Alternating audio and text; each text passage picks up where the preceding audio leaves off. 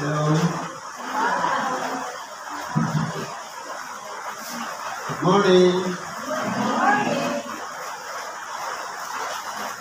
Sa pangalan po ng dakilang Panginoong Jesucristo, isang mapagpalang araw sa ating lahat. Nandito po tayo, iba-iba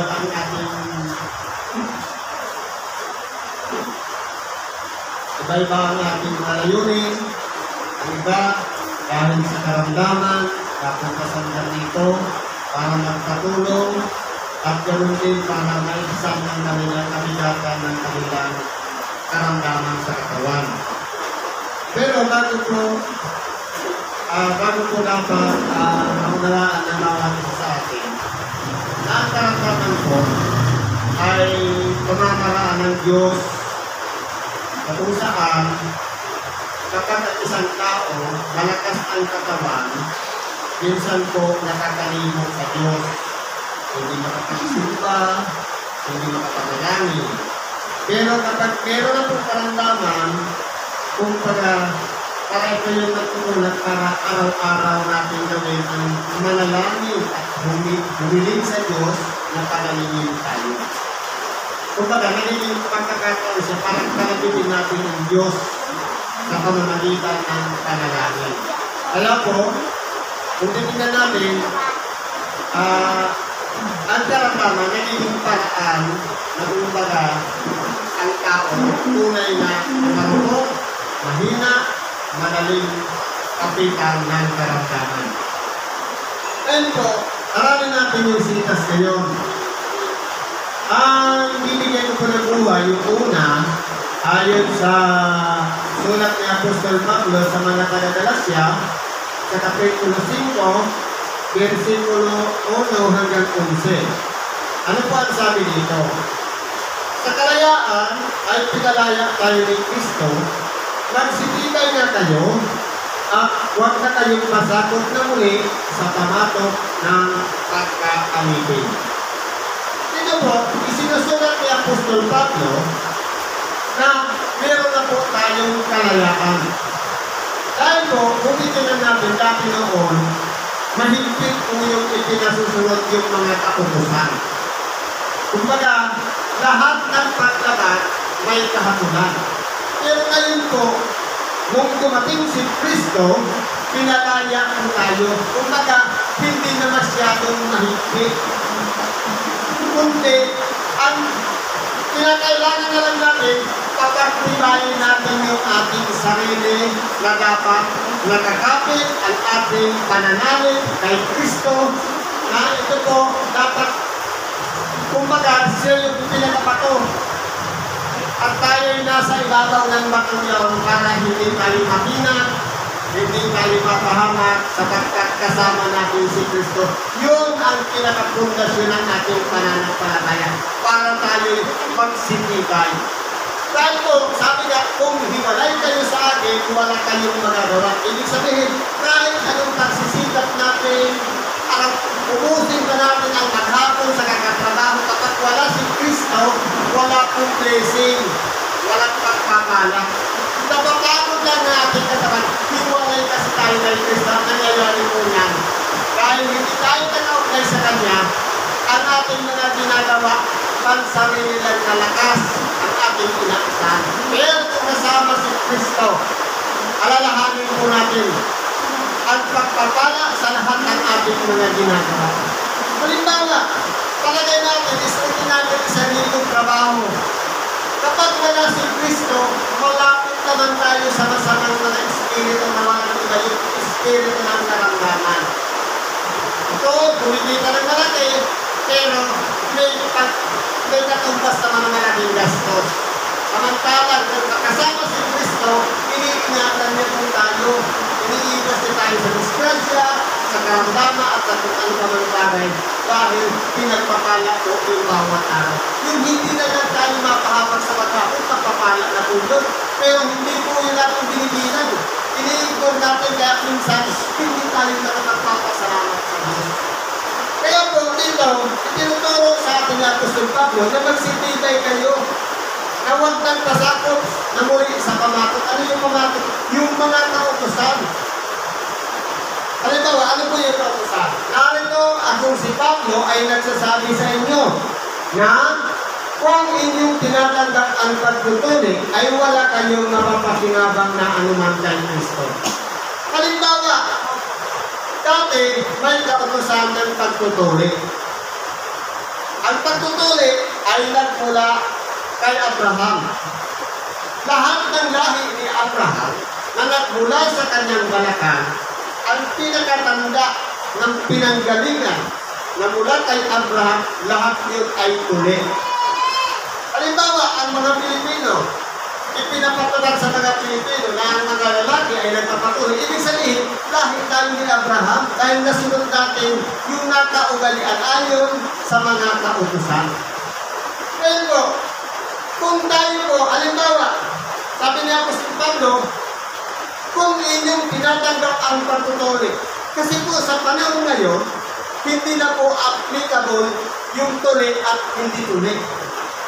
Kundi, sabi dito, wala kayong mapapakinabang na anuman kay Kristo. Ibig sabihin po, hindi na dapat tayo sumusunod sa mga kautusan. Dahil po, sabi nga, nung binago ang pagkasaserdote, kinakailangan naman baguhin ang kautusan.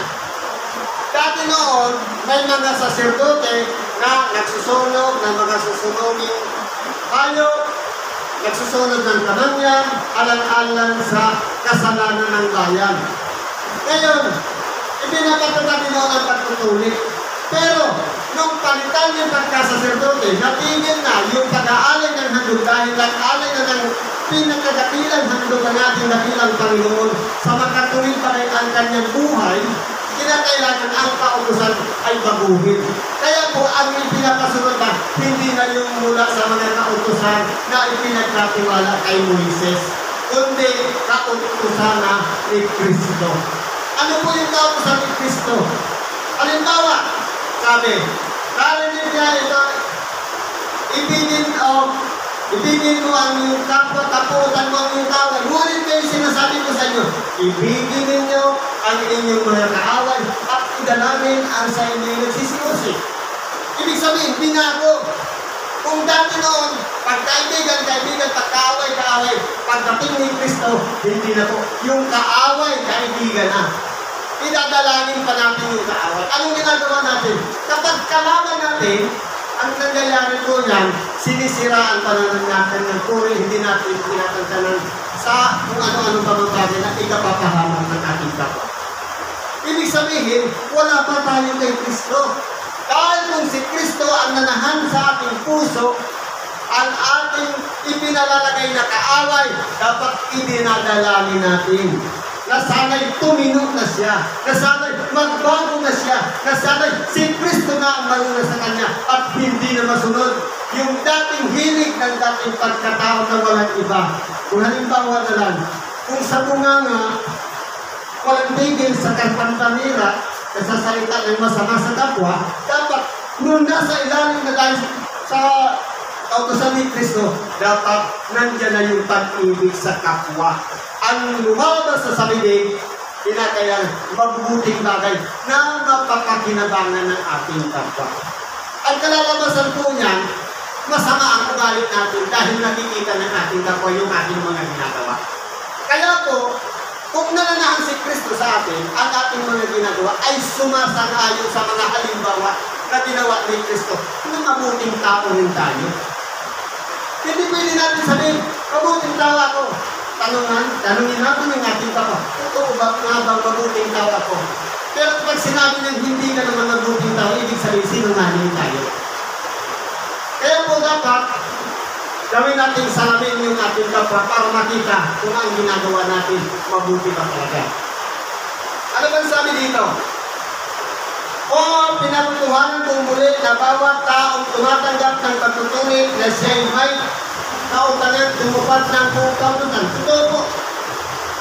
Dahil po, yung tumatanggap ng pagtutunin, may kautangan dahil sunod-sunod nga siya. Kapag hindi na sinunod yun, may pagkakasala siya.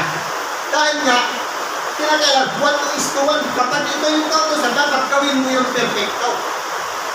Ano ba sabi dito? Kayo'y hiwalay kay Kristo, kayo'y nanganginig na ariing ganap ng kautusan na nahulog kayo mula sa biyaya. Kaya po, kung ang ipinasusunod ay buong kautusan, pagsisikap na kinakailangan hindi ka magkamali sa lahat ng mga kautusan. Ibig sabihin, wala pa tayo sa ilalim ni Kristo.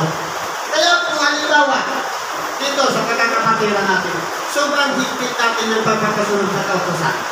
Wala pa tayo sa ilalim ni Kristo. Dahil ang nasa ilalim ni Kristo, biyaya. Lahat tayo ay kinahabagan lamang. Hindi po dapat tayo magmalaki, magmalabis, o itataas natin ang ating sarili dahil lahat tayo ay makasalanan. Sabi ni Apostol Pablo, walang matuwid, wala kahit isa.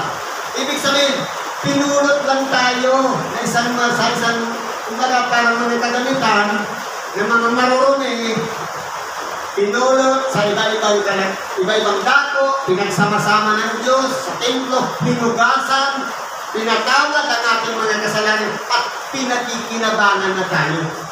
Halimbawa, ang kalagayan ko, kutsara, ang kalagayan ng isa, tinidor, ang kalagayan ng isa, baso, walang pakialam yung baso sa kutsara. Gampanan mo lang yung tungkulin mo nang sa gamitin ka ng Diyos. Ito yung katawan na to. Maging halimbawa ng isang kasangkapang ginagamit ng Diyos para sa ikaluluwalhati niya at hindi sa sarili natin kaluluwalhatian. Hindi po dapat natin itanyag yung pangalan natin para sumikat, kundi si Kristo po ang ipalaganap natin sa pamamagitan ng Ebanghilyong ipinangaral sa bawat isa sa atin. Ano bang sabi dito? Sapagkat tayo, sa pamamagitan ng Espiritu, sa pananampalataya, ay naghihintay ng pangako ng katwiran.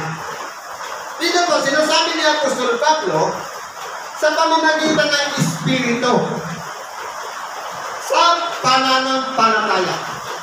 Ibig kong sabihin, hindi dati tayo may naturalisang pagkatao. Salamat sa Diyos dahil mayroong Espiritu sa makatuwid bagay Espiritu Santo na siyang katuwang natin upang yung naturalisa ng ating pagkatao ay makontrol. Sabi nga, magsipiling kayong pumasok sa makikot na pintuan. Itong Espiritu Santo, ito yung tumututol na hindi na natin magawa yung palagi natin ginagawa nung hindi pa natin nakikilala si Kristo. Kumbaga, limitado na. Halimbawa, malaya tayong nakakapagsalita ng masama sa kapwa, ngayon hindi na kinukontrol ng ating dila dahil mayroon ng Espiritu Santo. Sa makatuwid bagay, inuudyukan yung ating budhe o konsensya na huwag kong gawin niya, masama yan. Kaya po, sa pamamagitan ng Espiritu, doon po naguugat yung pananampalataya, nabubuksan ang ating kamayan, kaalaman, na ang ating pagkatao. Pagkaminsan dahil lang sa karamdaman, minsan pumunta tayo sa lugar na ito. Yung pabalik-balik na punta natin dito, hindi pala natin namamalayan, pananampalataya na pala yun. Ito yung pulsa na nagtutulak para bumalik ka dito, yung pananampalataya ang tawag mo. Naniniwala tayo, pag nagtitiwala, magawa at alam natin ano naman ang ginagawa natin dito. Pero dahil hindi nga natin nakikita yung pinagtitiwalaan natin, sa magkatuwid bagay, ang Diyos na siyang nagdala sa atin dito, Espiritu, pinapupurihan natin si Kristo sa pamamagitan ng Ebanghelyo dahil sa tulong ng Espiritu Santo na nagkakaisa sila para itong katawan na to na may karamdaman tayo dito para pangaralan ng salita ng Diyos at baguhin yung kanyang pagkatao o tinatawag na ugali. Dahil ayaw ng Diyos na lahat tayo mapahamak. Ipinanalangin nga niya kanina sa 1:17. Ayaw niya na ang isa ay mapahamak. Gusto niya magalang niya lahat doon sa buhay na walang hanggan. Kaya po ang tao, may choice. Kung susunod ka kay Kristo o susunod tayo sa alitigtigin ng ating mga laman. Ibig sabihin, sabi ko, puro. Kapag kautusan ni Kristo, hindi magiging sagabal yung ulan. Kahit wala kang pamasahe, Kahit wala kang oras, pupunta ka talaga dito. Dahil kalooban niya ng Diyos. Pero kung alitigpigin ang laman, ayokong lumabas kasi maulan batang mabasa ako. Yan po ang nasa ng laman, ang iniisip, yung pakikinabangan ng laman at ikapapahamak ng laman. Kaya po, kung kalooban ng Diyos, wala po tayong magagawa. Sundin natin yung kalooban niya. Thy will be done. Ininadalangin natin yan sa Ama namin. Ama namin, nasa madalang sambahin ang pangalan mo, ginagawa natin. Gawin ang iyong kalooban. Ginagawa ba natin? Kung paano dito sa lupa, ganun din sa langit. Kung sa langit, walang mas buhayin, kapag dito sa lupa, lahat tayo'y sumusunod sa Diyos. Sumusunod tayo sa mga aral na pinapaliwanag ni Kristo. Ano ba sabi dito? Sapagkat kay Kristo Jesus, kahit ang pagtutuli ay walang kabulan. Kapag na kay Kristo na po tayo, i-disregard na po natin yung kautusan. Ibig sabihin, kapag na kay Kristo, ang tao, halimbawa sa lalaki, ang pagtutuli o natuli o hindi tuli, wala na pong halaga. Pantay na po ang paningin ng Diyos niyan. Ibig sabihin, hindi niya na inuuri na kapag ito lahi ni Abraham, ito hindi lahi ni Abraham. Sapagkat, kung titingnan po natin, ang tao lang naman ang nagkakaroon ng pagbabaha-bahagi. Dahil po sa maruming isipan. Pero, kung pinananahanan tayo ng Diyos, wala po tayong kaaway. Wala tayong kalaban dahil ang Diyos pag-ibig. Pero kung meron tayong kaaway pa, at meron pa tayong kalaban pa, ibig sabihin wala ang Diyos sa atin.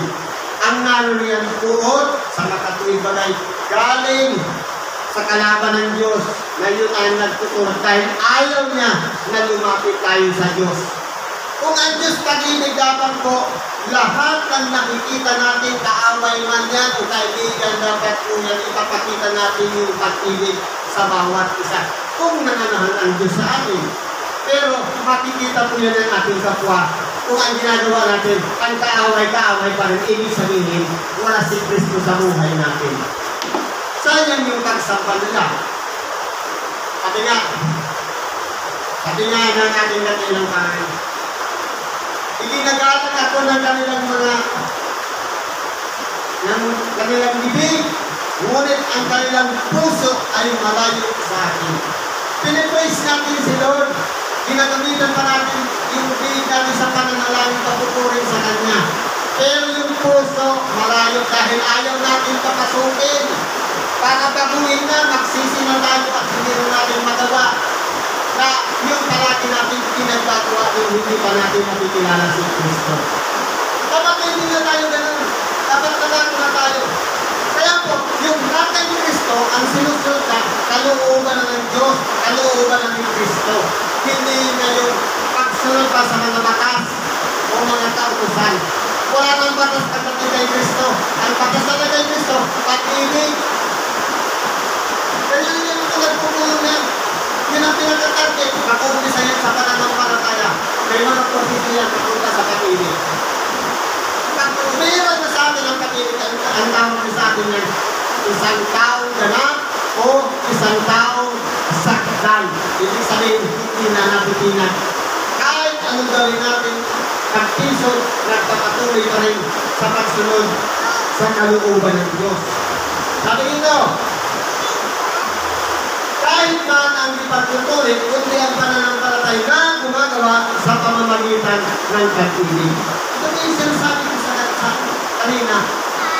Na dahil sa pananampalataya niya nakapatong sa ibabaw ng isang bato, na yun ay si Kristo. Ang iiran po dyan pag-ibig na. Yun na yung ginagawa natin sa kapwa. Ibig sabihin, wala na tayong sinasabi, ay ito dito ako, ay ito dito ako. Kundi lahat pantay ang pagtrato natin sa ating kapwa. Dahil tayo'y pinangungunahan ngayon ni Kristo. Ang Espiritu Santo ang nag-uudyok sa atin kung gawin yun. Pero tumutulong ito. Saan ba nananahan ng Diyos? Dito. Pero ito yung kalaban natin. Kaya kung nag-ingat tayo dito. Dahil pagkaminsan, kapag rin na si Sulitit dito po umulot ng Diablo. Pero ang Diyos dito tumitira. Kaya, hanapin natin si Kristo sa ating puso. Dapat siya nagkalugtog dyan. At ang sabi dito, nagsisitakbo kaning mabuti ng una. Sino ang gumambala sa inyo upang kayo huwag magsunod sa katotohanan? Kasi po yung mga kadadalasya, nung una, paano silang lumaban? Masunurin sila sa mga batas o mga kautusan. Pero, pagdating po sa katotohanan, malayo po sa kanila. Dahil po, taliwas yung kanilang mga ginagawa sa alipin na yung pagsunod sa katotohanan. Kumbaga, sa mga kautusan, pinipilan nila yun. Ito, number 1 na sunod ko, number 2, number 3, number 4, hanggang number 10. Halimbawa, 10 kautusan. Pero, pagdating sa pakikipagtrato sa kapwa, sa lulat ko sa kautusan, may palihig. Kaya po dapat wala yan. Kinakailangan ko magpagkatutuo tayo sa ating kapwa.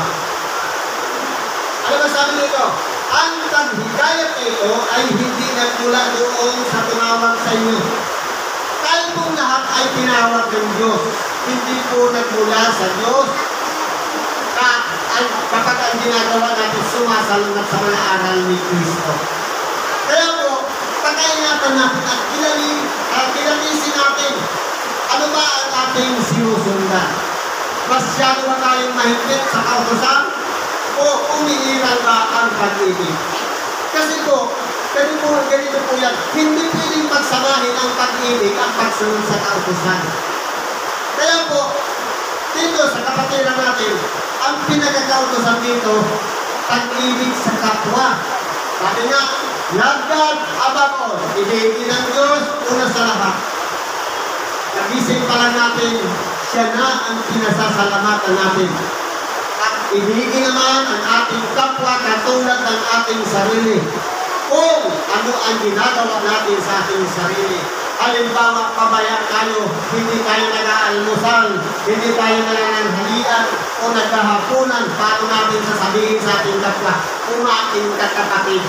Tayo nga, sabi, ibigin mo ang iyong kapwa katulad ng sarili. Kung ang trato mo sarili, hindi mo pinapaliguan, malamang, hindi mo rin masasabi sa iyong kapwa, maligo ka kapatid, kahit naamoy mo ng mabaho. Dahil, simple susumpatan ka lang yung puti. Kaya kung tingnan natin, dati, kapag may kautusan, hinihigpitan. Pero po, nasa ilalim na tayo ni Kristo.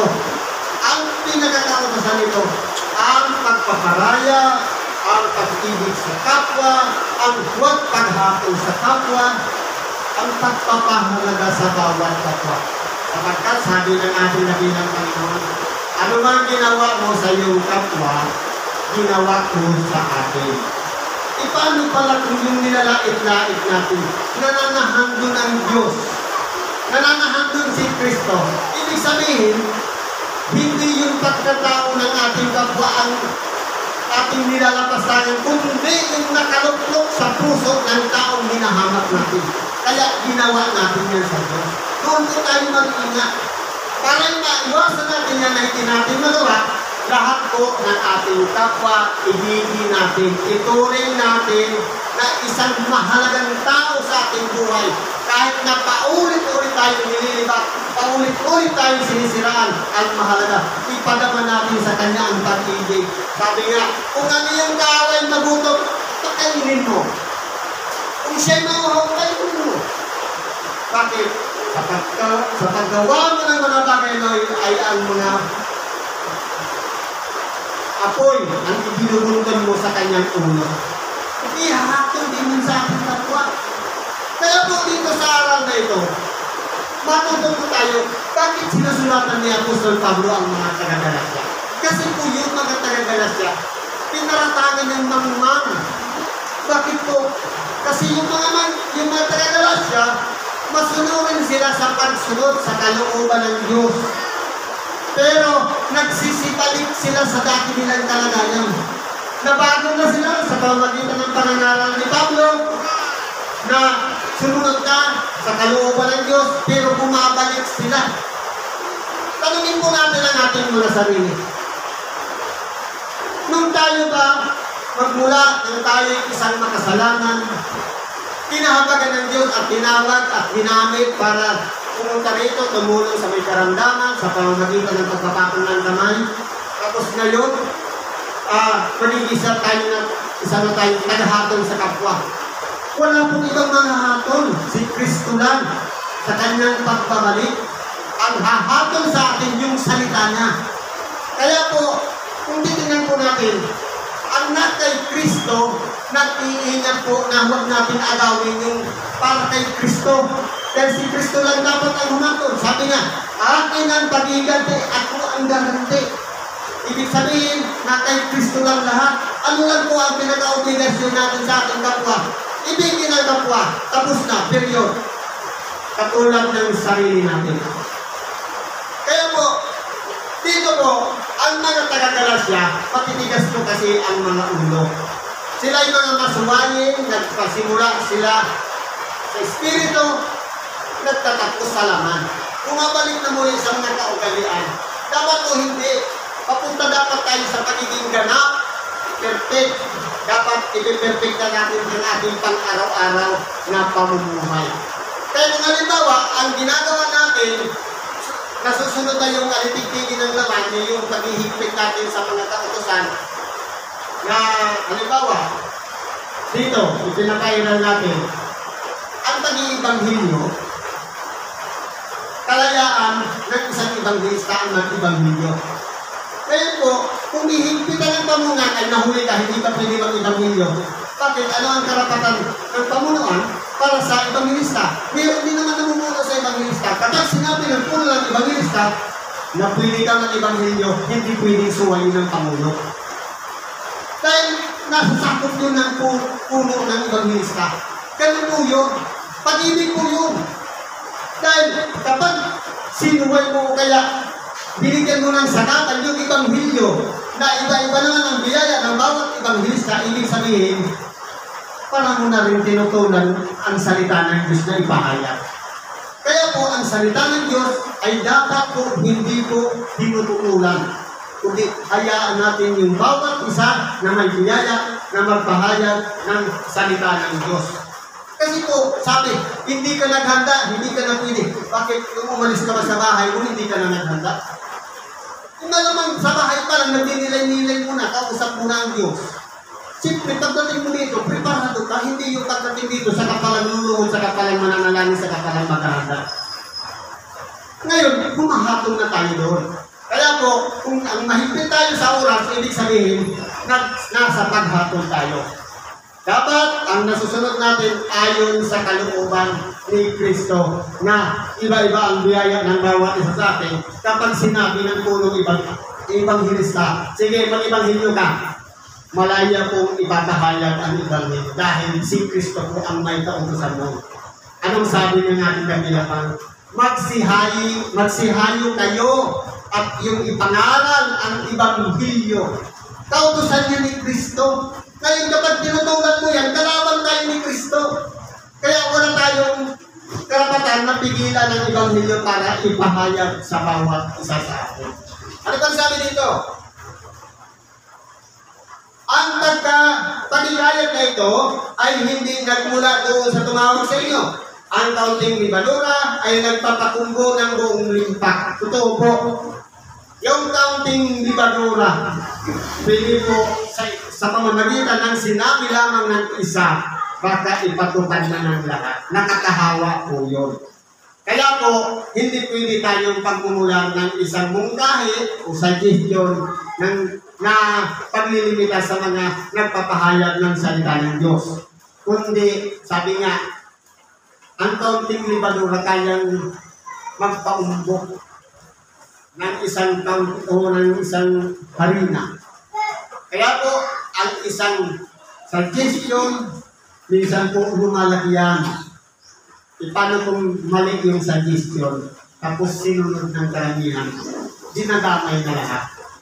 Kaya po, kung nasa kautusan tayo ni Kristo, ipangaral natin ang salita ng Diyos. Sabi dito, ako'y may pagkakatiwala sa inyo sa Panginoon, na hindi kayo nagsipag-isip ng ibang paraan. Datapwat ang gumagambala sa inyo ay magtataglay ng kaniyang kahatulan maging sinuman siya. Kaya po dito, sabi ni Apostol Pablo, lahat tayo ay kapag tayo ay may pagkakatiwala sa Panginoon. Ibig po sabihin niyan, karapatan po ng Diyos na gamitin ang bawat isa sa atin sa isang biyaya na doon ay tinawag tayo.